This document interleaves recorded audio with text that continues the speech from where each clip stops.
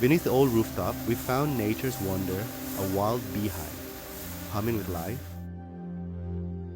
We called Pak Wayan, an expertise beekeeper who knows how to rescue without harm.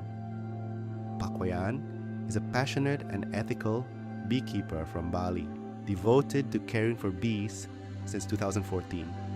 Known for his sustainable, non-exploitative approach, he avoids harvesting honey, pollen, or royal jelly, believing the true harmony with bees comes from respecting their natural way of life.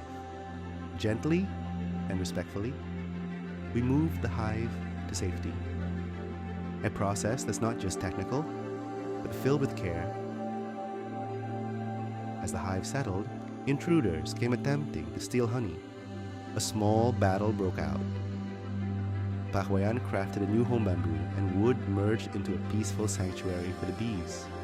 Without tools, Pak Wayan relied on instinct and his bare hands. It took time and patience, but at last, they began to move. Now, their new home sits in the Permaculture Garden, a tranquil space that welcomes nature's rhythm.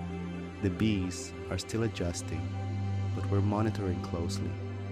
Soon, Serenity will host a special bee workshop. Who's excited?